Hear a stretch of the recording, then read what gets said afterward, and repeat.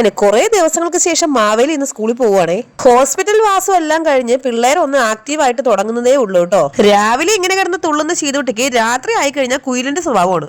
ഇങ്ങനെ കൂകി കൂകി ഇരിക്കുമെന്ന് പറയുന്ന പോലെ എപ്പോഴും കരഞ്ഞിരിക്കും. ഞാനൊന്നും മര്യാദയ്ക്ക് രാത്രി കിടന്ന് ഉറങ്ങിയിട്ട് ആഴ്ചകൾ പലതായി മക്കളെ. ചീതൂട്ടിക്ക് ഒരു 3 വയസ്സെങ്കിലും ആയിട്ടാണ് എനിക്ക് രാത്രി സുഖമായിട്ട് കിടന്നു ഉറങ്ങാൻ. ഞാനിങ്ങനെ ഇടയ്ക്കിടയ്ക്ക് എത്തി നോക്കുന്നത് അടുത്ത വീട്ടിലെ അടുക്കളയിലൊന്നും അല്ല കേട്ടോ, സ്കൂൾ വണ്ടി വരുന്നുണ്ടോന്നാണേ. അങ്ങനെ സ്കൂൾ വണ്ടി വന്ന് മോനെ അതിൽ കയറ്റി വിട്ടിട്ട് ഞാനും ചീതൂട്ടി കൂടെ നേരെ തിരിച്ച് വീട്ടിലേക്ക് വരുവാണേ. ഇവിടേക്ക് ആകെപ്പാടെ മഴയെല്ലാം പെയ്തിട്ട് ആകെ തെന്നി കിടക്കും കേട്ടോ. സൂക്ഷിച്ചിറങ്ങില്ലെങ്കിൽ നേരെ വീടിനകത്ത് പോയിരിക്കും. ഇന്ന് അമ്മയും അച്ഛനും കൂടെ ഞങ്ങളെ കൂട്ടാൻ ഒരു യാത്ര പോവുകയാണേ.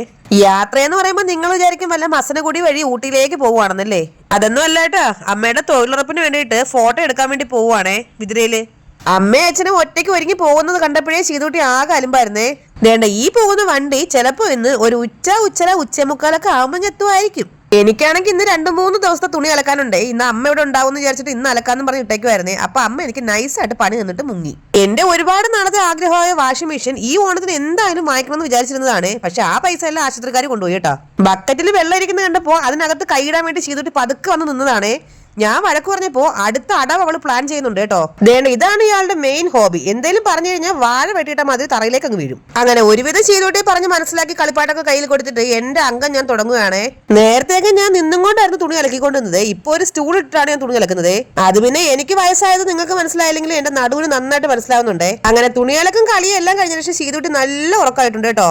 എന്റെ അമ്മയെ ഉണർന്നിരിക്കുമ്പോൾ പുലിക്കുട്ടിയും ഉറങ്ങുമ്പോ ദേ പൂച്ചക്കുട്ടിയും. കുറെ നേരം ചെയ്തുവിനെ മടിയിൽ വെച്ച് ഫോൺ നോക്കിക്കൊണ്ടിരുന്നപ്പോ സമയം പോയത് ഞാൻ അറിഞ്ഞില്ല കേട്ടോ. ഉച്ചയ്ക്ക് 12 മണിയായപ്പോഴാണ് ഞാൻ പിന്നെ കറി ഉണ്ടാക്കാനൊക്കെ എണീറ്റത്. ഇത് ഇന്നലത്തെ മീൻകറി ഇന്ന് ചൂടാക്കി എടുത്തതാണേ. ചോറുണ്ടാക്കാന്നാണ് ആദ്യം വിചാരിച്ചത്. പക്ഷെ ഇവിടെ ചോറിനോടൊന്നും ആർക്കും താല്പര്യം ഇല്ലാത്തതുകൊണ്ട് പിന്നെ കപ്പ വേവിക്കാന്ന് വിചാരിച്ചു. ശരിക്കും പറഞ്ഞ ഒരു ചെറിയ ശബ്ദം കേട്ടവരെ ചീതൂട്ടി കൊണ്ടുവരും കേട്ടോ. ചീതൂട്ടി നല്ല ഉറക്കാവുന്ന സമയത്തെല്ലാം എന്റെ കയ്യിൽ നിന്ന് പാത്രങ്ങൾ നിലത്തേക്ക് വീഴുന്നതിന്റെ പെരുന്നാളായിരിക്കും. കപ്പ വേവിക്കാൻ ഞങ്ങൾ ഇങ്ങനെ വട്ടത്തിലാണ് അരിഞ്ഞെടുക്കാറേ. ഞങ്ങൾ തിരുവനന്തപുരംകാരിതിനെ മരച്ചീനി ഇളക്കിയതെന്ന് പറയേ, ഇവിടേക്ക് ഇതിനെ കപ്പ വേവിച്ചെന്നാണ് പറയാറുള്ളത്. ഇടയ്ക്ക് നമ്മുടെ കമന്റ് ബോക്സിൽ വരാറുള്ള 1-2 കമന്റുകളാണ് കണ്ണൻ അവിടെ കിടന്ന് പണിയെടുക്കുന്നു, നിങ്ങൾ ഇവിടെ കിടന്ന് കഴിച്ചു തീർക്കുന്നു എന്ന്. ആ പറയുന്നവരോട് ഒരൊറ്റ കാര്യം ഞാൻ പറഞ്ഞോട്ടെ. അപ്പൊ ഗൾഫിൽ പോകുന്ന ഗൾഫുകാരുടെ ഫാമിലിയിൽ ആരും കഴിക്കാറില്ലേ? സാധാരണ എല്ലാ കുടുംബത്തിലും എല്ലാവരും ജോലിക്ക് പോകുന്നത് ഉണ്ണാനും ഉടുക്കാനും കുടിക്കാനും ഒക്കെ തന്നെയാണ്. അങ്ങനെ കാര്യം പറഞ്ഞുകൊണ്ടിരിക്കുന്നതിനിടയ്ക്ക് ഇവിടെ വലിയ മഴ പെയ്യുവാണേ. കുറച്ച് ദിവസം മഴയ്ക്കൊരു ആശ്വാസം ഉണ്ടായിരുന്നേ, പിന്നെ തുടങ്ങിയിട്ടുണ്ട്. കഴുകിയിട്ട് തുണികളൊന്നും ഉണങ്ങി വരുന്നേ ഉള്ളൂ. അപ്പോഴേക്കും മഴ തുടങ്ങി. പിന്നെ എല്ലാം പറക്കി ടാർപ്പേരെ കീഴിലിട്ടിട്ടുണ്ടേ. അങ്ങനെ കപ്പയൊക്കെ അരിഞ്ഞ് നന്നായിട്ട് കഴുകി മൺകലത്തിലിട്ട് വേവിക്കാൻ പോവാട്ടോ.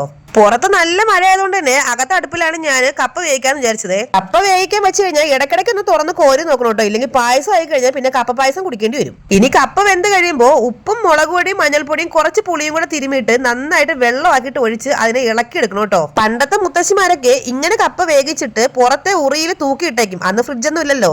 പക്ഷെ ആ കപ്പ 1 മാസം വരെ കേടുകൂടാതിരിക്കുമെന്നാണ് പറയാറുള്ളത്. സാധാരണ ഓലയുടെ മടലിൽ ചീകിയിട്ടാണ് ഇങ്ങനെ കപ്പ ഇളക്കാറുള്ളത്. ഞാൻ പിന്നെ തടിയുടെ ഒരു തവി വെച്ചിട്ടാണ് ഇളക്കിയത്. എങ്ങനെ ചുറിഞ്ഞു നോക്കട്ടെ, എങ്ങനെ നോക്കട്ടെ, ചുറിഞ്ഞു നോക്കണം. എങ്ങനെ ചുറിഞ്ഞു നോട്ടക്കാരി കടി എപ്പോഴും കടി കടിച്ചിപ്പാറും. ഞാൻ ക്യാമറ ഒന്നും ഓണാക്കിയെന്ന് വെച്ചിട്ടില്ലേ? എന്നാ കടിച്ചേ തമ്പുരാന്. എത്ര വല്ലുണ്ട്? അത്രയും വല്ലുണ്ടോ? അപ്പൊ അച്ഛൻ അമ്മയെ കടിച്ചേ? കടിക്കൂ അമ്മേ. അച്ഛൻ എന്തി?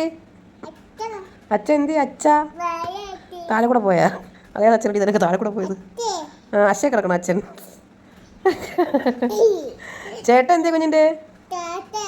ചേട്ടൻ ടാറ്റ പോയോ? ആഹാ. പട്ടിയെ കണ്ടോ കുഞ്ഞ്? പട്ടി മയിൽ എങ്ങനെ വിളിക്കണേ?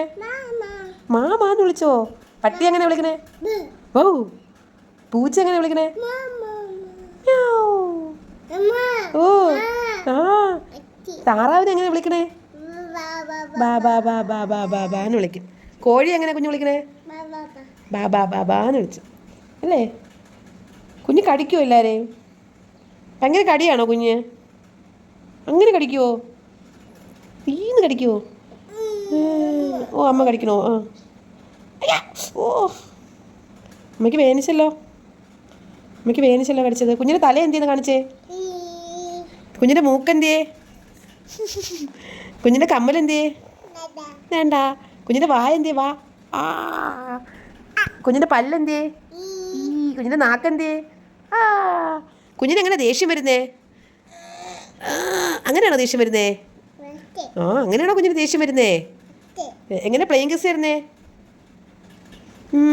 ക്ലാപ്പ് ചെയ്യുന്ന എങ്ങനാ? Clap clap clap. അയ്യോ അയ്യോ.